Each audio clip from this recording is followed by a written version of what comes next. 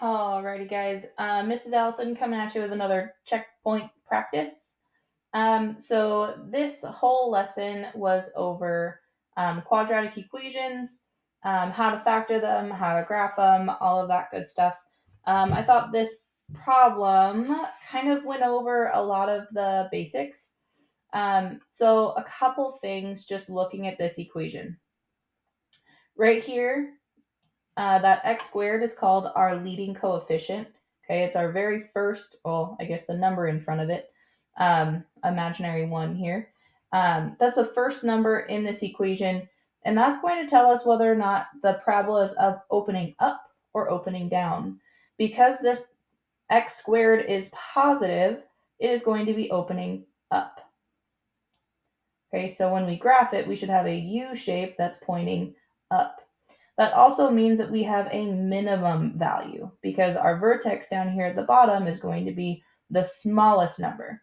Okay, if that was a negative number in front of your x squared, it would be opening down, and then you would have a maximum. Okay, so in your checkpoint, it's going to give you an equation. It's going to say, does this have a minimum or maximum value? Okay, if the number in front of it is positive, it's going to have a minimum just like this one. Okay. The next thing it's saying is find the zeros. So we need to factor this equation. When we are factoring, we want to find two numbers that when we multiply them together is going to give us this last number. Okay, so -6. And then when we add those same numbers together, we get -5. So what I'm going to do is I'm going to go through and think about the numbers that I know equal -6.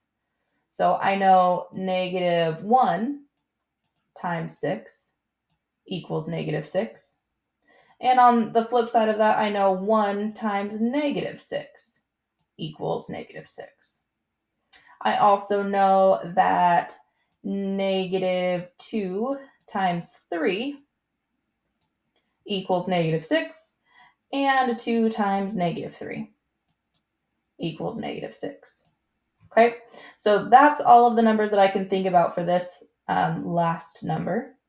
But when I'm adding them together, so -1 plus 6 is not -5. -1 plus 6 is +5, so it can't be this one. 1 plus -6 is -5. So that means that I'm going to use these two numbers. If I was to keep going, -2 and 3 is 1, so that one couldn't work either. And 1 plus -3 is -1, which isn't -5, so that one can't work either. So I'm going to use the factors 1 and -6. So what that's going to look like is when I put these in factors, this is going to be y equals x, and we have a positive 1 here, so x plus 1. And then the other factor here is going to be x, and we're using this other number, which is -6, so -6. So this is this equation in factored form. The reason that we use factored form is because it tells us our zeros. Okay? If I take each one of these factors and I solve it, I set it equal to 0. So x plus 1 equals 0. To get x by itself here, I'm going to subtract 1 on either side. And that's going to give me x equals -1.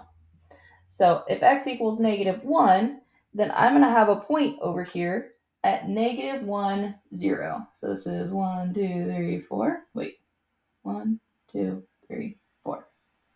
Is it going by twos? I can't see. It's going by twos. So if I'm at -1, I'm going to be right here. Okay, so that's going to be my first point. If x equals -1, that means I have the point -1, 0 on my graph. Okay, and let's do the other one in green, just for funsies. I have x minus 6 equals 0. So if I add 6 to both sides to solve for x, 0 plus 6 is 6, so x equals 6.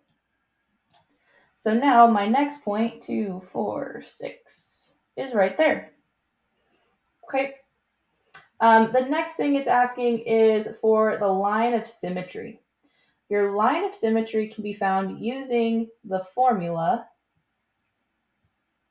the opposite of B over 2A. Okay, and A is going to be the coefficient in front of your x squared, so it's going to be A. B is the coefficient in front of x, the middle one. And then C is this last one. Okay, so A, B, C. So in this equation right here, I have the opposite of B, so the opposite of -5, which is 5. And then 2 times A. Well, A is the number in front of x squared, and since there isn't one, we're going to assume that it's 1. So 2 times 1.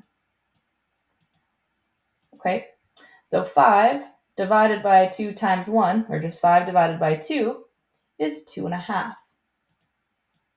So that means that our line of symmetry is going to be at 2.5.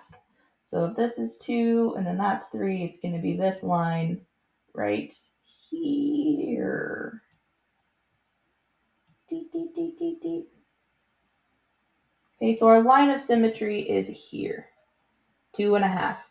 When it asks you for the equation for that, it would be x equals 2.5. Okay, so now I have my line of symmetry, I have my zeros, so I know that a parabola is a U-shaped. If I wanted to find the vertex, I would take 2.5 and I would plug it in for every x value. But for this example, I'm just going to tell you it's 12.25, I think. 12.25, I think. No one knows. So your graph is going to run off of the graph here, but it should look something like this. Okay, so if I was to graph it, it would go through the x-axis at those 2 points, and the axis of symmetry would cut in the middle, and then we would have that minimum value as our vertex down here. Again, to find the point of the vertex, we already have the x value as 2.5. You would take that and you would plug it back in.